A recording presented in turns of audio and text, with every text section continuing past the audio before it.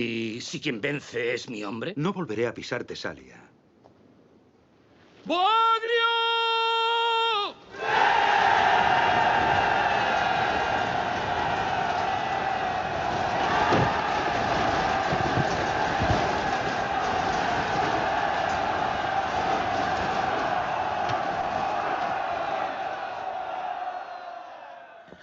¡Aquiles!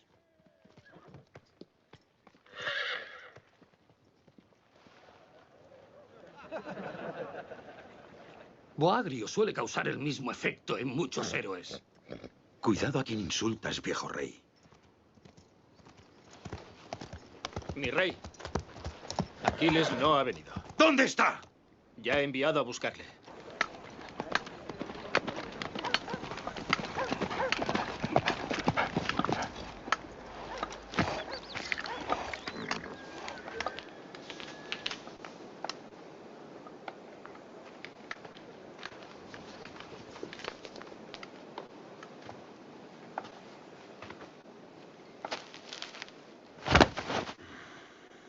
Estaba teniendo un buen sueño.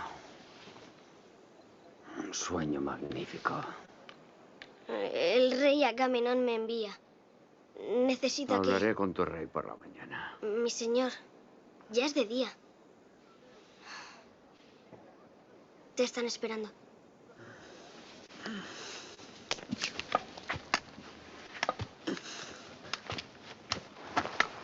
Lo que cuentan de ti es verdad. Dicen que tu madre es una diosa inmortal. Que nadie te puede matar. ¿Para qué iba a llevar escudo entonces? El tesalio con el que vas a luchar es un hombre enorme y fuerte. Jamás pelearía con él. Por eso nadie recordará tu nombre.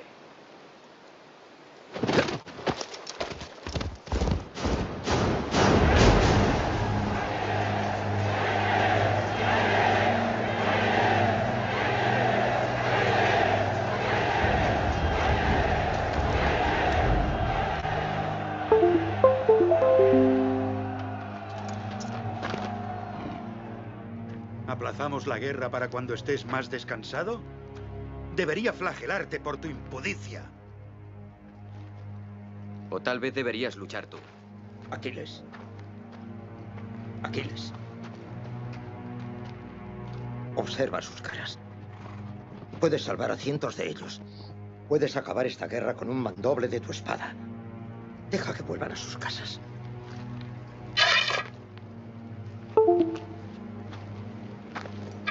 Imagina un rey que librara sus batallas. Sería un espectáculo. De todos los guerreros amados por los dioses, este es al que más odio.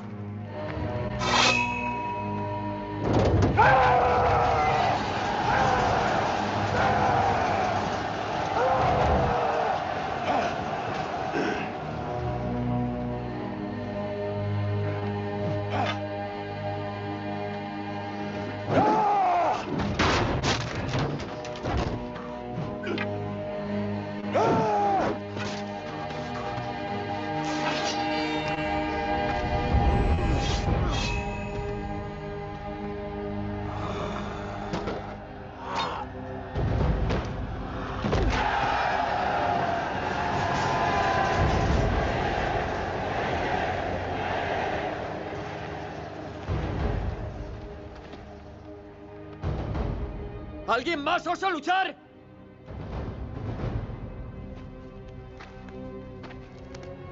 ¿Alguien más osa luchar?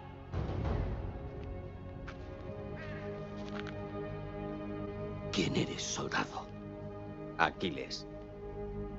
Hijo de Peleo. Aquiles. No olvidaré tu nombre.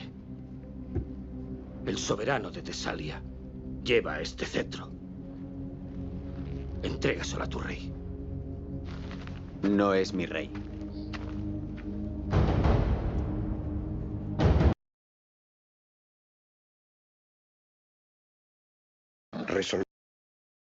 Bien. Aida, sí me están escuchando, ¿cierto?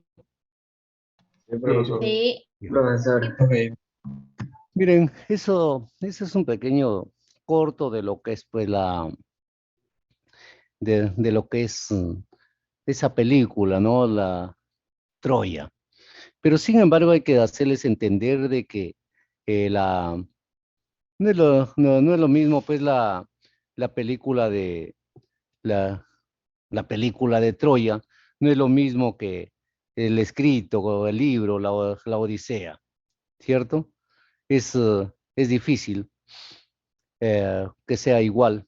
Pero sin embargo hay determinadas características que coinciden entre esto, sobre todo en dos características, ahí con la rapidez que ataca Aquiles y cómo muere este Bogadrios, que en otro va a aparecer con otro nombre, ¿no? Con Héctor, pero no en el libro. Esa es la situación entonces que quería que vean, ¿sí? Vamos a ver que Homero, Homero es el que se cree que escribe, ¿no? Porque hay muchos que dicen que no es cierto, que Homero que no escribió, pero sin embargo, es lo más creíble de que Homero fue el que escribe la Ilíada y la Odisea, ¿sí? Y Homero también es toda una leyenda, porque algunos dicen que era ciego y que no podía escribir, que no podía crear, porque la escritura no había en ese tiempo, perdón, me estoy equivocando, que no podía crear dos obras tan grandiosas como la Ilíada y la Odisea. Pero eso tampoco no es cierto, ¿no? Porque la Ilíada y la Odisea fueron creadas para cantarlo, para entonarlo, ¿no? Y poco a poco fueron creándolo y adicionándole las estrofas, todo hasta llegar a generar, ¿no? Toda esa grandiosidad de las obras. Y Homero, o según Pisístrato, ese gobernante tirano que casi es contemporáneo a él, dice que es cierto, que sí existió Homero, que no lo pueden mostrar, así como no pueden demostrar dónde fue Troya, ¿no? Porque hay muchos arqueólogos, estudiosos que dicen que Troya sí existió, pero hasta ahora no saben decir en verdad dónde es que existió Troya, ¿cierto? Entonces, uh, entonces es bien difícil, pues, de que querer ubicar en un determinado tiempo, pero más o menos el acercamiento que hay es que Homero existió entre el siglo 8 o 9 antes de nuestra era, y que la guerra de Troya fue 11 siglos antes de nuestra era, y que Homero existió, y es muy posible porque son varias ciudades eh, las, las que reclaman pues esa paternidad, es decir, al, que dónde nació Homero.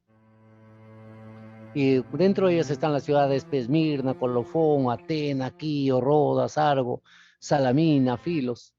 Pero sin embargo hay un detalle. Homero no tenía ese nombre. Él se llamó Homero, porque en sus inicios, su verdadero nombre era Melesígenes.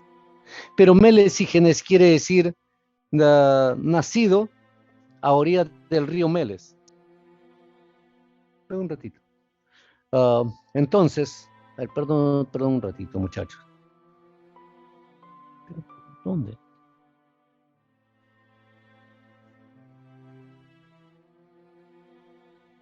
No.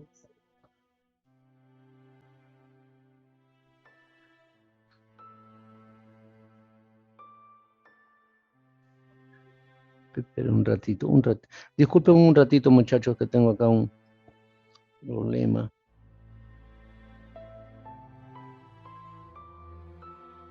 Tengo...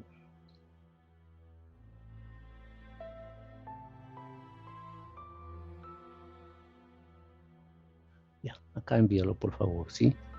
A este de acá envíalo. ¿Ya?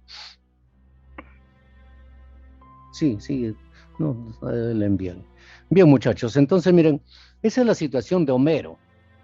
Y vamos al análisis ya entonces de la Ilíada, que hay que tener en cuenta una situación.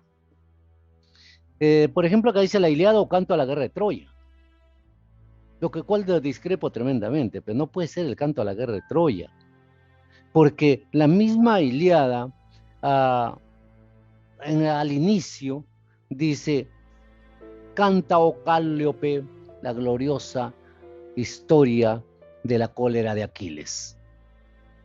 La situación de la Ilíada no puede ser porque la guerra de Troya duró 10 años. Y sin embargo, la Ilíada solamente trata los últimos 51 días del 9º año de la guerra de Troya. Entonces no puede abarcar ni siquiera como síntesis, ni siquiera como resumen, todo lo que ocurrió ahí en la guerra de Troya. ¿No? Es imposible. Eso quiere decir de que lo que quiso en verdad fue escribir sobre Aquiles. Y además de eso, ¿no? Porque sobre Aquiles, porque habiendo bastantes héroes sobre esa situación, podía escribir sobre los otros, pero no, él le interesaba Aquiles. E incluso de todos los sentimientos, sus emociones, pasiones que ha podido tener Aquiles, le interesaba solamente eso, la cólera, nada más. Hay autores que dicen que no, porque la cólera es un estado emocional, pasajero, ¿no? Es un impulso. Sí, pero ese es visto desde el punto de vista, pues, actual, ¿no? Desde el punto de vista de la psicología. Pero si nosotros analizamos desde inicio, ¿no? Cuando Hipócrates trataba sobre la cólera, lo trataba desde un punto de vista hipocondriaco, donde el que sentía cólera estaba, ¿no? Con ese estado de ánimo durante todo el tiempo. Y es por eso que se cree que Aquiles, pues, ¿no? Tenía esa situación hipocondriaca, ¿no? Entonces es difícil que sea, pues, el canto a la guerra de Troya, ¿no? Es simplemente una cuestión que quiere, que le digo, tener como motivo, como asunto, es la cólera de Aquiles. Y acá lo tenemos ya, el autor es Homero, la época literaria es el clasicismo occidental, ¿no? Y el género literario es épico, la especie literaria epopeya, la forma de expresión, los versos hexámetros, y su estructura, ¿no? Su estructura que está escrita en 24 rapsodias o cantos y tiene más de 15.000 versos. Ole, nomás. Trae, a ver, dame. Él te está llamando, dile que... Contéstale, pues. Sí. Y ahí. Bien. Vamos a ver entonces, miren, acá vamos analizando ya sobre los personajes. ¿Ya? Sobre los personajes. Acá tenemos que ver dos situaciones. Los personajes, los griegos y los troyanos, para no confundirlo. Porque ya le decía, miren, hay bastantes héroes. En Troya se nombra más de 500 personajes, que sería, pues, sumamente difícil abarcar.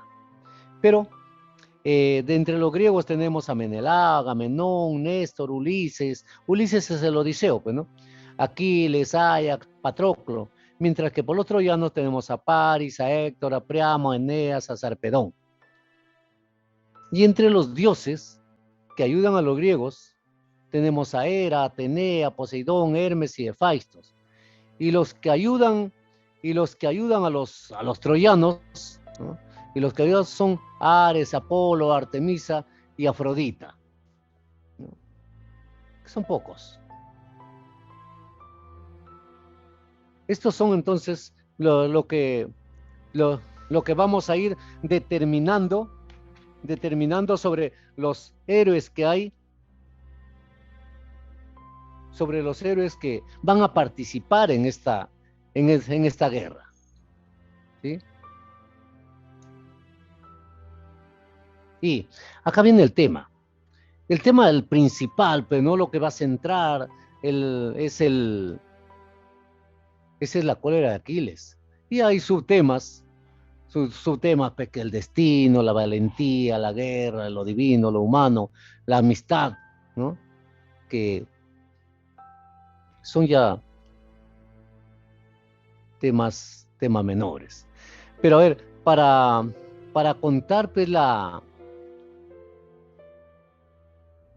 para contar lo que es la Ilíada, es que si les cuento de esa manera, un poco tan simple, se van a dar cuenta de que, como le decía, no puede ser pues la guerra de Troya, porque si hablamos sobre la guerra de Troya, la Ilíada no tendría ni principio ni fin. ¿Sí te lograste comunicar? Ya. Entonces sería difícil pues que hacerles, como le digo, entender de que cómo sería la guerra de Troya. O sea, no, es imposible, porque esta situación tenemos que verlo contando sus antecedentes, o sea, qué hay en esta guerra. ¿Sí?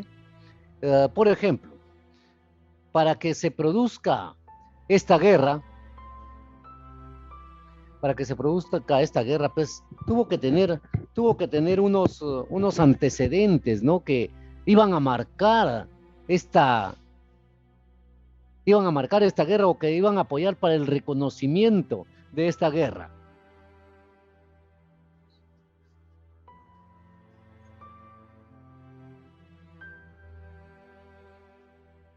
Y dentro de ellos tenemos un mito muy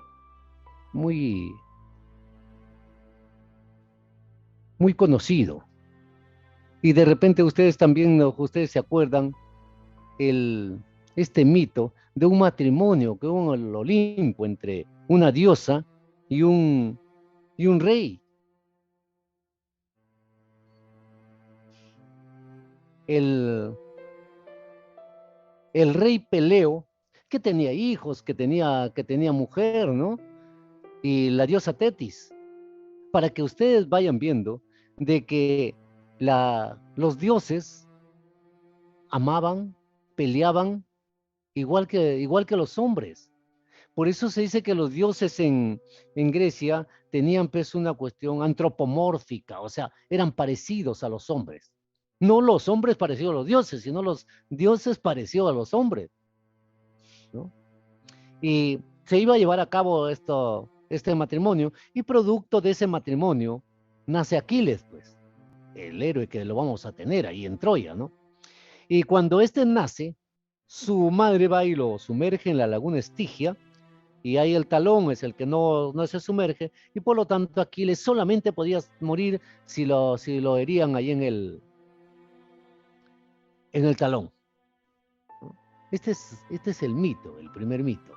Pero por ahí surge un segundo mito para ir entendiéndolo, ¿no?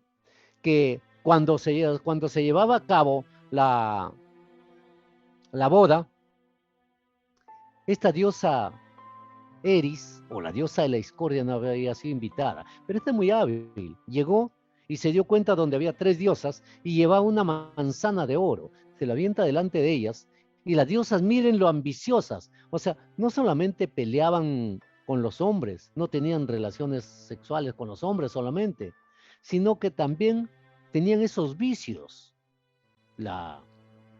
Por ejemplo, la ambición, ¿no? Porque cuando vieron la manzana de oro, era rapidito, se abalanzó y lo cogió, dijo, es mía. Pero cuando se dio cuenta, ahí había una inscripción que decía para la más bella. Y era Atenea, Afrodita, ¿no? Que estaban ahí, y por lo tanto, si tenían cualidades humanas, eran vanidosas, se creían las diosas más bellas, entran en disputa y se van a Zeus, y Zeus le dice que no, que esto tiene que determinarlo un hombre. Y van a buscar a quién, y ahí encuentran a un pastor, y esa es la parte donde se llamaría, o lo que se llama el mito, del juicio de Alejandro. donde ella le prometen pues, varias cosas para que él dé su veredicto, pero la que le ofrece una situación que va a inclinar en favor de ella la decisión de Alejandro es que Afrodita le ofrece la mujer más bella del mundo como esposa.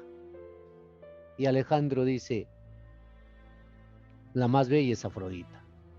Y ahí se va a encontrar también, ahí se va a encontrar la justificación por qué a los griegos lo protege Atenea y Hera, mientras que a los troyanos lo protege solamente Afrodita.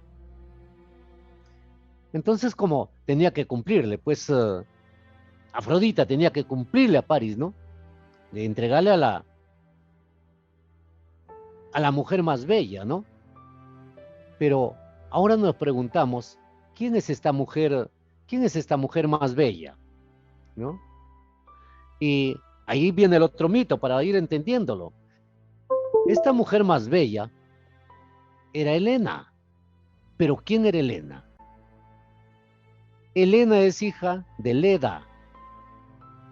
Y Leda es una ninfa que estaba casada con el rey Tíndaro, con el cual tenía 2 hijos, una hija y un hijo, Clitemnestra y Cástor.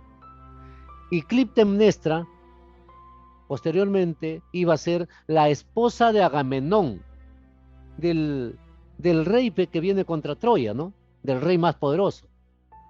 Tenía 2 hijos. Pero un día que Leda, esa hermosa ninfa, que se estaba bañando pues en un lago sumamente cristalino, bonito, se da cuenta que ahí había un cisne sumamente blanco, hermoso. Y cuando ella se acerca, el cisne se queda ahí. Ella se acerca, la abraza, y el cisne también con sus alas la cubre a Leda, ¿no? Pero de pronto se sumerge al fondo del lago. Y ahí empiezan a hacer el amor con el cisne. Pero es que ella todavía no se da cuenta que ese cisne era Zeus, el dios, que se había transformado en cisne para hacer caer a Leda, ¿no? Y entonces agarra y ahí pasaron como 5 horas haciendo el amor, ¿no? Pero ese es el tiempo válido para los dioses, o sea, 5 horas. Pero el tiempo válido para los hombres, hace 5 horas, eran más de 5 años. O sea, había pasado tiempo, tal que cuando Leda sale y llega a su casa, claro que el nacimiento de Helena tampoco no fue normal, ¿no? Porque nace ella y Pólux, su hermano, ¿no? Y le echaron la culpa al pobre Tíndaro, pero en verdad Helena y Pólux son hijos de Zeus. Y es por eso que Helena es una mujer muy bella, pues. Entonces cuando París, pues, perdón acá, París, ya Afrodita ya la ha trazado todo eso, París había ido a Tebas a competir en las Olimpiadas. Y ahí lo reconoce su padre, Príamo, el padre de Héctor. Y lo envía con su hermano Héctor, lo envía pues a Esparta, donde reinaba Menelao. Y Menelao es el hermano menor de Agamenón, de ese rey poderoso. Y Menelao estaba casado con Helena, con esta chica, con esta hija de Zeus, pues, ¿no? Con Helena, que era hermana menor de Clitemnestra, la esposa de Agamenón. Pero teniendo en cuenta de que Menelao ya por ese tiempo bordeaba ya los 60 años, ¿sí? Y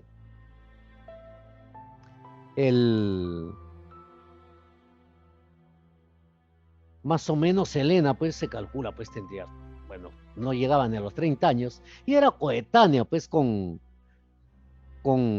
Alejandro, que ya había tomado el nombre de París. Y por lo tanto, ese choque al conocerse, el esposo ya no adulto, sesentón, así como yo ya, viejito, tío, y no, pues ellos en esa edad, y además le decía, pues, ahora Alejandro, ahora ya de nombre París parecía un dios, era muy bien parecido. Entonces, ahí hay ese choque, esa atracción fatal, ¿no? Durante la noche se escapan. Y es por eso que Menelao se queja ante Agamenón, y Agamenón busca justo la disculpa que quería para invadir Troya y marchan contra Troya, pues. Se van. Con 200.000 hombres y 20.000 barcos. Y Troya se defiende con 10.000 hombres solamente. Imagínense la desproporción que hay. Pero sin embargo, pasa ya 9 años y los griegos no podían capturar Troya. Era terrible. Y acá empieza recién la Ilíada. 51 días antes, se despiertan, pues, ¿no? A ver, perdón. Tenemos hasta las 10, sí. Se despiertan, pues, los griegos. Y cuando bajan ahí a la playa, se dan cuenta, ¿no? Muertos por todos lados. Había una peste tremenda. Muy parecido a esto del COVID, ¿no? Una peste pero terrible. Que se asustan. Y Agamenón dice, llamen a Calcas, al sabio, al adivino, para que nos diga qué está ocurriendo. Y Calcas no quiere decir. Agamenón le ofrece la muerte. Le dice, si tú no nos dices qué está ocurriendo, dentro de 2 días vas a morir. Y Agamenón en realidad, en misericordia, pues, ¿no? Entonces el sabio Calcas se va y le dice a Aquiles, le dice, ¿sabes qué? Le dice, yo solamente puedo decir si tú ofreces que me vas a ayudar. Y Aquiles le dice, está bien, dilo. Sobre mi cadáver, le dice, alguien te va a hacer daño. Y llaman a reunión y Calcas dice, el culpable es Agamenón. Agamenón se molesta tremendamente, ¿no? Y quiere matar a Calcas. Aquiles se levanta, saca la espada y que iba a empezar la pelea. Pero sin embargo, Atenea bien rápido se mete en el pensamiento de Aquiles y le dice, no, espera, no mates a Agamenón, insúltale, haz lo que quieras, pero no lo mates. Y eso es lo que hace Aquiles, ¿no? Agarra, le insulta, todo lo deja muy mal parado frente al resto de Agamenón. Como ustedes vieron en la película, que él dice, no es mi rey, ¿no? Es real, ¿no? Entonces, y Agamenón, al ver pues la defensa que ejerce Aquiles frente a Calcas, dice, bueno, está bien, porque el pleito era que Agamenón tenía como esclava y amante a Criseida, que era hija de Crises, y Crises era el sacerdote del dios Apolo, y por lo tanto, Crises se quejó con el dios Apolo y dios Apolo mandó la peste. Ese era el problema. Entonces Agamenón dijo, está bien, voy a volver a Criseida, pero en su lugar voy a tomar a Briseida, o sea, la amante y esclava de Aquiles. Y mandó que la recojan, perdón. Y Aquiles pues se sintió incómodo, a pesar que no hizo nada por impedir, porque acá hay una situación, pues Aquiles es bueno, ahora lo que llamarían bisexual, pues, ¿no? Él tenía su amante, ¿no? La Briseida, pero también era amante de Patroclo, pues, ¿no? Y él estaba con Patroclo y no dijo nada, pero ya durante la noche, ahí toma cólera y dice, se va, le dice a Agamenón, ¿sabes qué? Le dice, yo no peleo más, Troya nunca me ha hecho nada, ni me ha robado, ni nada, le dice, quédate tú con tu guerra. Y se va por la playa y da un grito pero terrible, que es escuchado por su madre ahí en el Olimpo. Baja su madre y le dice, ¿qué quiere? Le dice, quiero que intercedas ante Zeus y castiguen a Agamenón. Y se va a la diosa Tetis ante Zeus y le dice, e incluso le pide de que haga totalmente inmortal a su hijo. Y Zeus le dice, no. Y Zeus, ahí se va a producir lo que en la Ilíada se llama el famoso flash forward. Porque Zeus, para explicarle, le dice cómo va a morir Aquiles. O sea, ¿quién lee la Ilíada? Ya sabemos cómo muere Aquiles, pero sin embargo, la muerte de Aquiles no está en la Ilíada. O sea, Aquiles queda vivo cuando termina la Ilíada. Pero sí sabemos cómo va a morir por ese famoso flash forward que hace Zeus, ¿no? Y listo, entonces viene Tetis y le cuenta a Aquiles. Y Aquiles toma la decisión, cómo morir, ¿no? Él va a morir joven. Toma él esa decisión para... Y de esa manera va a ser inmortal, porque todo el mundo lo va a recordar a Aquiles, ¿no? Entonces agarra, se retira de la guerra, pero le roban la esclava. Y ahí comienza una guerra tremenda, porque cuando los troyanos saben de que Aquiles ya no está en la guerra, se van contra los griegos. Y Héctor arrasa con los griegos, a pesar que eran una minoría tremenda, pero eran tan valientes los troyanos que hacían retroceder a los griegos contra sus barcos, ahí lo arrinconaban y había matanzas tremendas. Y sin embargo, un día antes de que salgan a la guerra, un poco de reflexión le llama a Héctor, y ve ahí a su hermano, a Paris, y le dice, ¿sabes qué? Le dice, eres la admiración de los griegos,